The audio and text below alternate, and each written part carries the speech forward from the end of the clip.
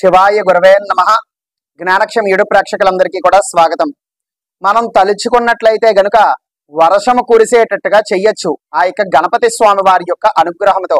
అది పూర్వనాటి కాలం నుంచి కూడా ఎంతో మంది ఋషులు, మునులు, మహానుభావులు ఎంతో మంది అనేకమైన రకాలైనటువంటి ప్రక్రియలు, హోమాలు, జపాలు ఇవన్నీ కూడా చేసి వాళ్ళు సిద్ధి పొందినటువంటి శక్తులతో ఇవన్నీ కూడా చేయగలిగారు.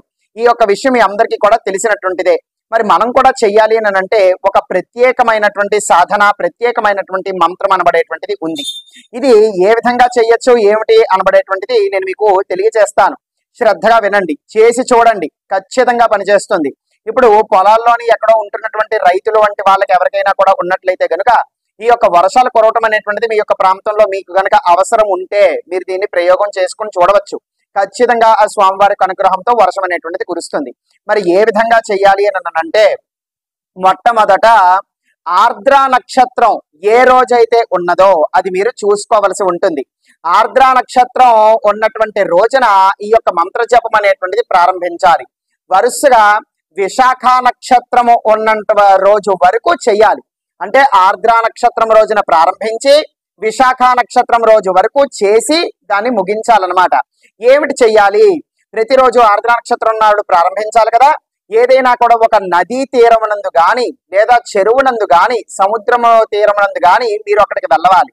మీ యొక్క నాభి అంటే మీ యొక్క బొడ్డు మునిగిపోయేంత వరకు కూడా ఆ యొక్క నదిలోనో, చెరువులోనో, సముద్రంలోనో నిలబడి నమస్కారం చేసి తూర్పు వైపుకు తిరిగి నించుని ఈ యొక్క మంత్ర జపం అనేటువంటిది చెయ్యాలి. ఇది ఆ యొక్క ఇంద్రుడికి సంబంధించినటువంటి మంత్రం అని కూడా చెప్పబడుతుంది. మంత్రము ఆ యొక్క గణపతి వారిదైనప్పటికీ కూడా ఈ యొక్క ప్రక్రియ అంతయు కూడా ఆ ఇంద్రదేవుడికి కూడా అనుసంధానమై ఉంటుందన్నమాట ఈ యొక్క ప్రక్రియ. అయితే తూర్పు వైపు తిరిగి ఈ యొక్క మంత్ర జపం అనేటువంటిది 1008 సార్లు జపం చేయాలి. ఈ విధంగా 1008 సార్లు జపము చేసిన తరువాత మీరు ఏదైనా కూడా ఒక చక్కటి పాత్ర తీసుకుని అందులోకి జలం తీసుకుని అందులోకి అంటే మీరు ఎందులో అయితే ములిగారో అదే జలం అయితే వాడుకోవచ్చు. కానీ ప్రత్యేకంగా విడిగా ఒక పాత్ర తీసుకోండి. విడిగా పాత్ర తీసుకుని అందులోకి పచ్చకర్పూరము లేదా ముత్తకర్పూరం ఏదైనా సరే కాసంత కలిపేసేయండి.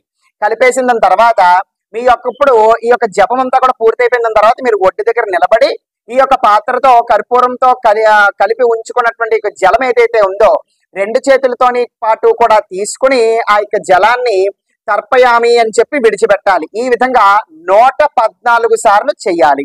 ఈ విధంగా ఒక రోజు పూర్తయింది. ఈ విధంగా విశాఖ నక్షత్రం రోజు వరకు కూడా మీరు వరుసగా ప్రతిరోజు చేయవలసి ఉంటుంది. విశాఖ నక్షత్రంతో ఇది మీరు ఆపేయవచ్చు. అయిపోయిన తర్వాత ఒక 3-4 రోజుల్లోనే తప్పకుండా వర్షం అనేటువంటిది కురుస్తుంది. మీరు ఉన్నటువంటి ప్రాంతంలో ముఖ్యంగా ఖచ్చితంగా మీరు చేసినటువంటి ప్రక్రియ ఆ యొక్క సాధన కారణం చేతన. మరి ఆ యొక్క మంత్రం ఏమిటో తెలియజేస్తున్నాను, శ్రద్ధగా అయితే వినండి. ఓం గజేంద్ర సహితం మేఘం తర్పయామి. మళ్ళీ చెప్తున్నాను వినండి. ఓం గజేంద్ర సహితం మేఘం తర్పయామి. ఈ విధంగా 1008 సార్లు జపం చెయ్యాలి. అయిపోయిన తర్వాత 114 సార్లు కర్పూరంతో కూడినటువంటి జలాన్ని తర్పణంగా విడిచిపెట్టాలి అదే జలంలోకి. ఈ విధంగా ఆర్ద్ర నక్షత్రం నాడు మొదలుపెట్టి విశాఖ నక్షత్రం వరకు కూడా చెయ్యాలి. ఖచ్చితంగా ఈ విధంగా మీరు పూర్తి చేసినట్లయితే ఖచ్చితంగా వర్షం అనేటువంటిది మీరు ఉన్నటువంటి ప్రాంతంలో 2-3 రోజుల్లోనే తప్పకుండా కురుస్తుంది. సర్వే జనా సుఖినో భవంతు. శివార్పణమస్తు.